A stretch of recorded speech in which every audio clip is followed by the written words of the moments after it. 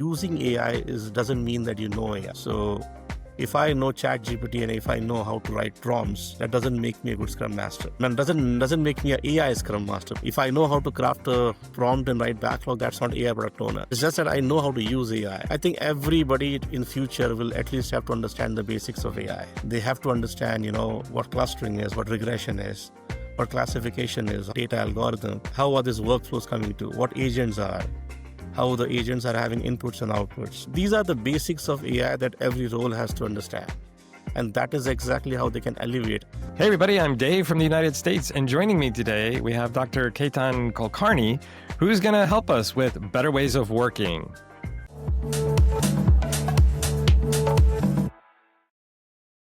All right, Ketan, or Dr. Ketan, thank you so much for joining us today. Yeah, thanks a lot, Dave, for this opportunity. It's really great to connect again after this year's AI Revolution that we had a panel discussion in the month of July, and great to connect with you. And, Ketan is good. It's just that about the learning going through, and it's been a great journey. But it is always a pleasure and honor to have a conversation with you and to share across a forum or a platform where we have great intellectuals coming across and sharing insights. So the pleasure is all mine. Absolutely. I enjoyed the panel as well, too. I think we answered some really interesting questions, and maybe we can go over a few of those now.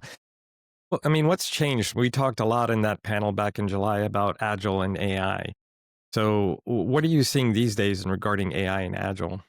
Well, what I see nowadays is, so mixed interpretations across many different regions, many different people. A lot of people see that, agile ways of working is going to be fading off.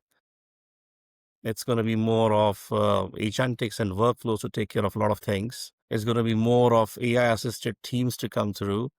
And maybe the Scrum ceremonies or the Agile ceremonies that we had will lose some touch of it, and the importance is what is being interpreted actually. In a nutshell, it's more about product delivery and business agility, which basically needs a process. But overall, it's a mixed feeling of many people that the roles are going to be extinct. Scrum masters are going to fade away. Certifications are not going to be more used with respect to the AI stuff coming in. So everybody has this chaos. Everybody has this chaotic way of thinking that, some feel the glass is half filled. Some feel the glass is half empty. Many feel the glass is all turned around and it's been broken now for Agile. So it's all mixed with their own perspectives. But all in all, it's all about being positive. And still, I think the evolution or the change that AI has brought in is not soaked up well a lot of professionals, which is, I think, has to be more positive towards adapting to it quickly. And rather than coming to a judgment of what is going to be there, what is not going to be there, it's better to see the positive coming in day-to-day activities and life that we basically go with. Okay, so there's a lot there. I'd like to break some of that down. So going back to agentic AI. So Agile teams will really be made up of agents, you think, or you see? Yes, I feel that we've been focusing on user stories in every sprint. Maybe very soon we come towards features straight away. We will have a feature planning meeting maybe. Okay, so feature planning will be an event. In an event. And then, there'll still be people teams, maybe just smaller, because now they're going to rely on agents to do the work.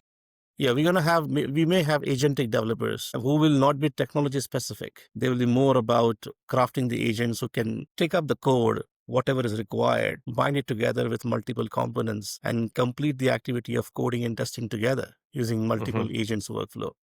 That's how the team would be constructed, I believe so. And they will focus straight away on MVP, maybe, a minimum in 2 sprints or 3 sprints straight away. And we see a dynamic raise in terms of increase in business agility very quickly, where these agents will be in having capability of implementing more than 20 to 30 features, at least in 2 to 3 sprints to craft the MVP. That's a kind of way I see in the future. Maybe next year, teams would like to be crafted like that. But still, validation, ethical guidelines, responsible AI, is it hallucinated? Is it the right thing? These questions will still worry about. We'll get back to our discussion in a moment, but if you haven't checked it out yet, visit betterwaysofworking.com. Better Ways of Working isn't just my work. It's a hub for practical tools, workshops, and programs that help you work smarter and lead better. And it's also a place where I showcase offerings from my trusted network of experts, people I personally learn from and stand behind. If you care about doing great work and want better ways to get there, explore what's available at betterwaysofworking.com. All one word, betterwaysofworking.com. And now, back to the discussion. So let's go there. But before, you also said the ceremonies, the events may change for a Scrum team that's using agents. So what would that look like? Would there still be a daily Scrum, for example?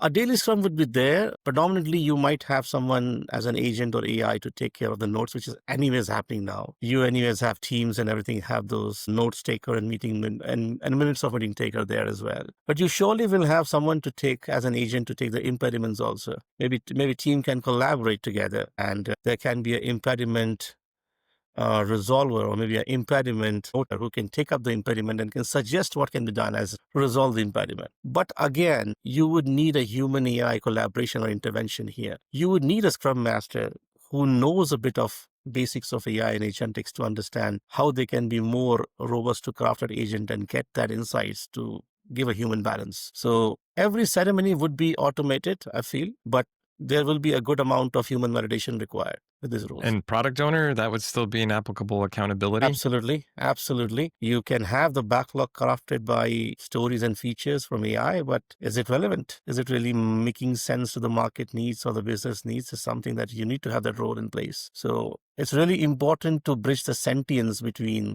AI and the human roles that we have. Do you think the sprints would get shorter? We see like weeks, like 2 weeks, maybe 1 week or 3 weeks, but could the sprints get shorter? I don't think sprints will get shorter. I would feel the efficiency of the delivery in the sprints will increase. But predominantly, it's also going to add up some rework in terms of validation. So maybe a week to deliver and then a week to validate what has been produced. Is it really relevant or not? Because I feel it's going to be more about rework in terms of whatever we have done so far using AI. Is it really mattering? Does it really matter the most? Is it really correct? Because maybe today we have a competition in terms of who produces the best delivery. Maybe tomorrow it is going to be about which organization's AI capability is more robust and producing more good delivery. I think that's the kind of way a market will change in future is what I feel. So Okay. So we talked about the team, we talked about the events. Now let's get to the ethics. What are the challenges with ethics when we're using AI? I think trust, first of all, is Okay. trust.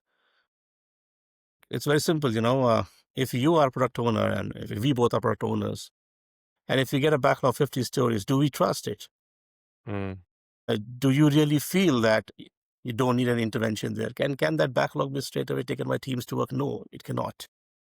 And that is that is actually the basic ethical starting point for every role to understand that trust and then transparency. When you say top 10 stories for some XYZ feature, now that 10 stories are coming based on whatever AI thinks and the pattern thinks out of it as a model and algorithm. But is it having the right personas? Has AI lived the persona? No.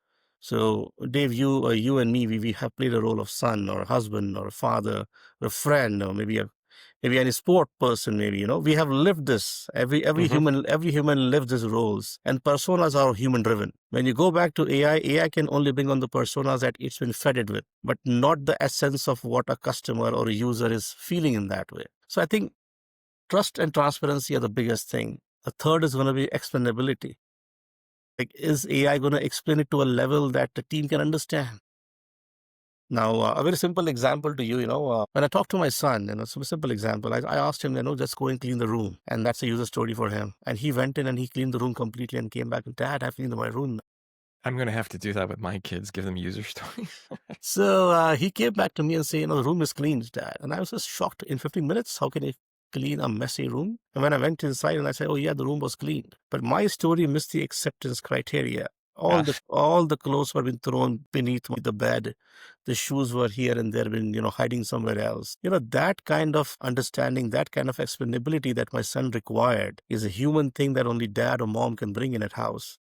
Hmm. How can you make AI to do that? AI can give you that as a checklist, but an experience of what needs to be done as a conscious awareness, I think that's where the ethical piece comes in picture. And still, that is the only thing which is going to keep the human and AI collaboration going for every role, even in agile ways of working.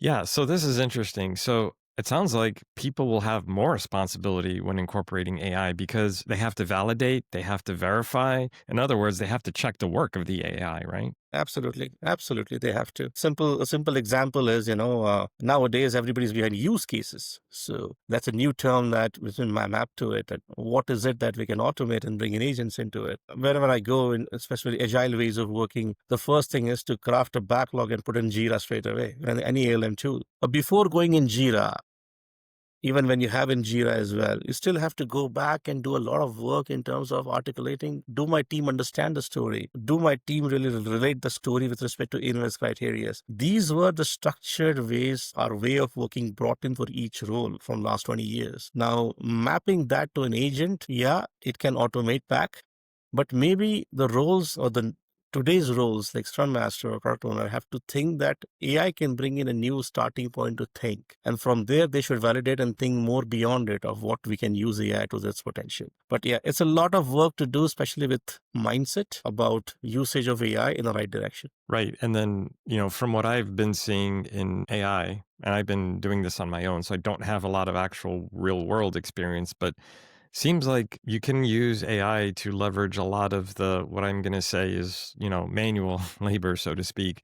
And that frees up a scrum master and a product owner to be more collaborative with their team, with their end users, with their stakeholders, et cetera. Have you seen how collaboration changes then when we're using agentic AI? Yes. So, when you say agentic AI, it is more about you don't need a approval or confirmation for some tasks that agent can do themselves. For example, a planning meeting and having a sprint backlog ready.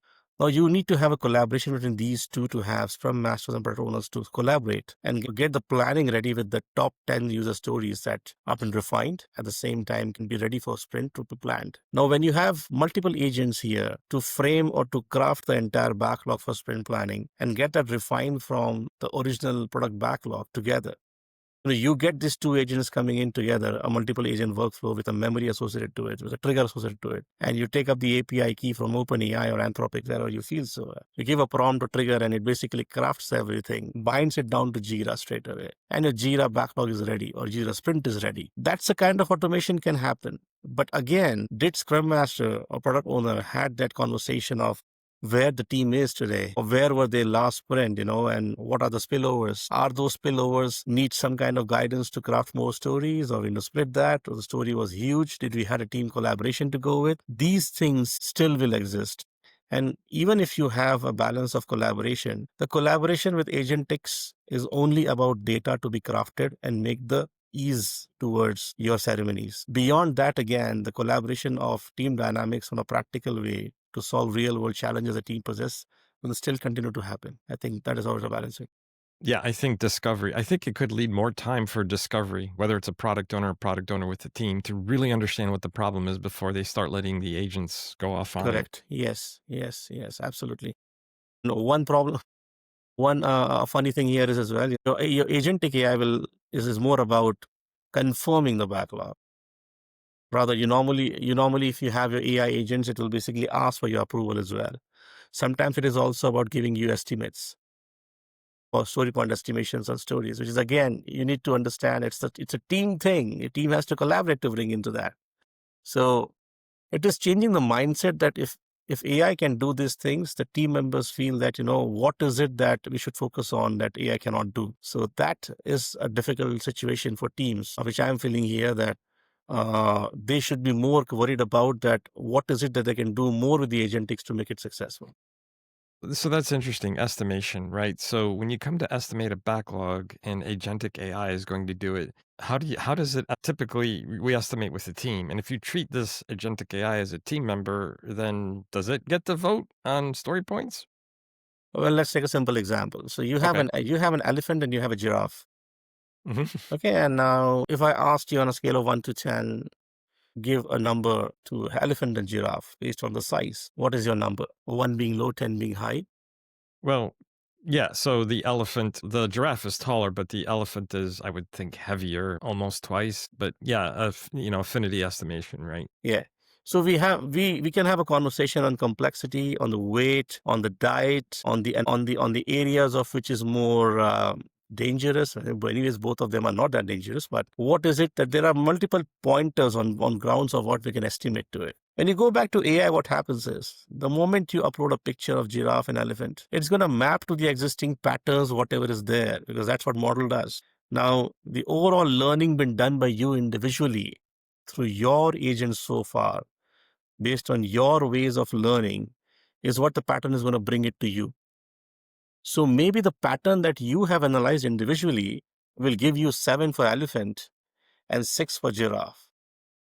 But that's going to be different for me. It could be 10 and 9 for me.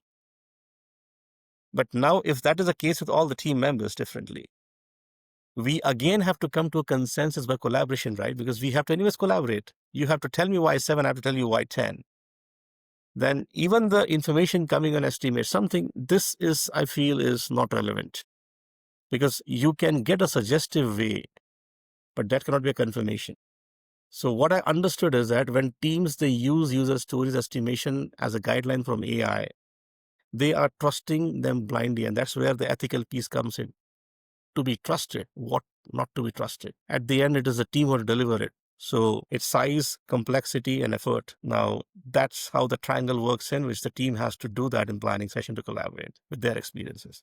So, Right. So this is where a human team member would yeah, then yes, ask the AI, explain why this is the effort that we're thinking yes, it is or it yes, thinks that yes, it is, right? yes. So this is the verification piece we talked about earlier. Very interesting.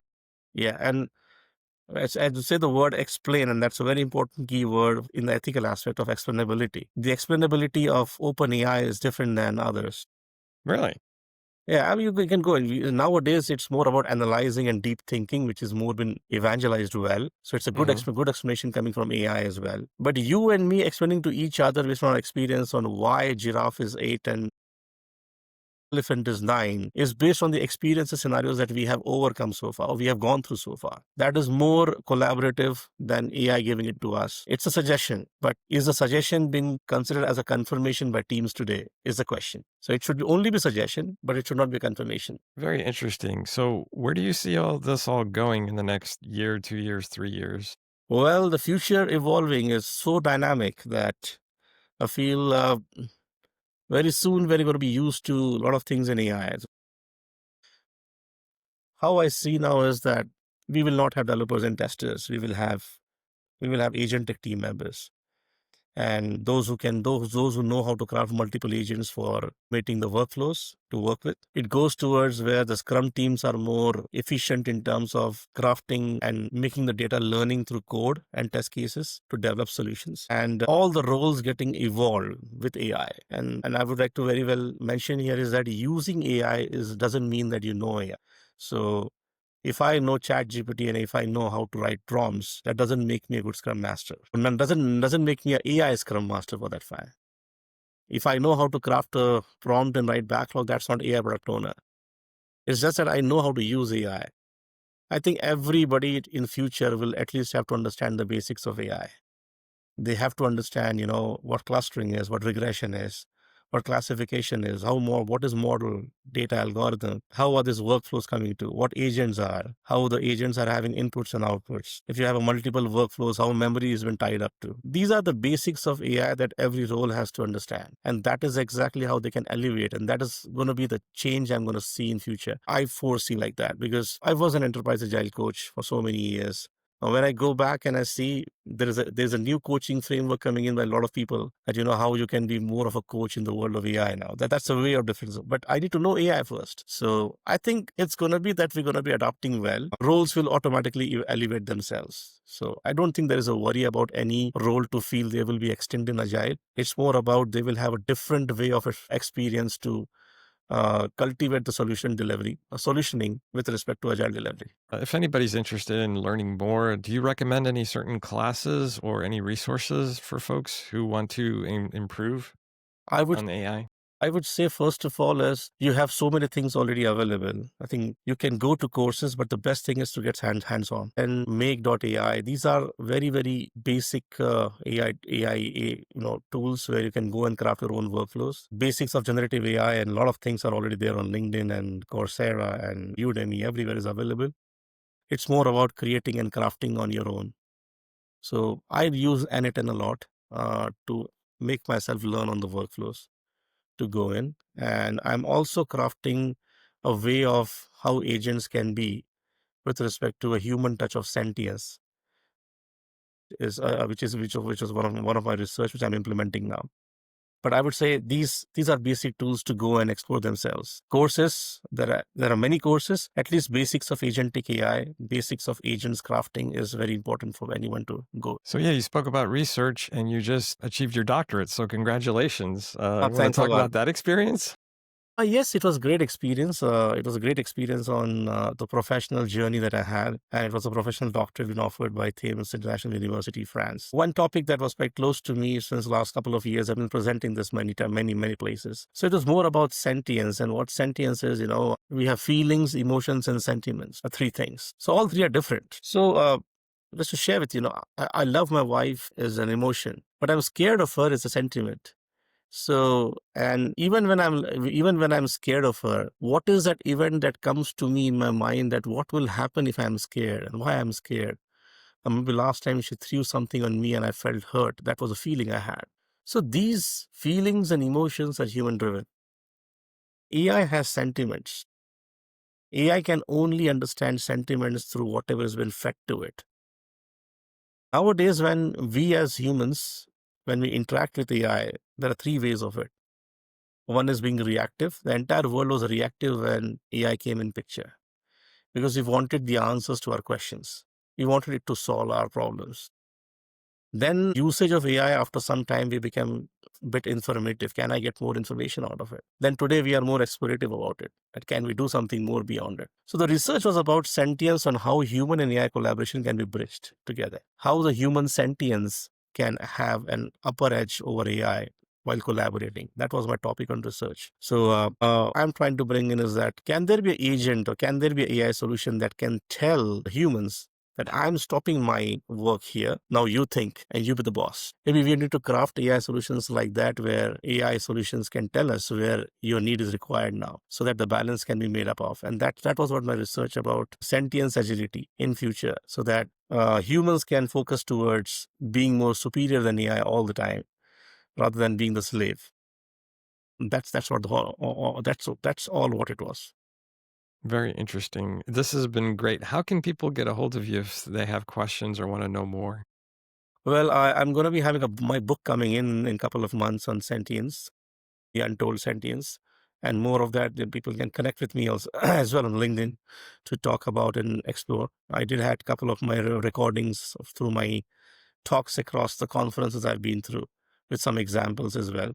But all what I've done so far is bringing sentience in the agile and AI balance and collaboration.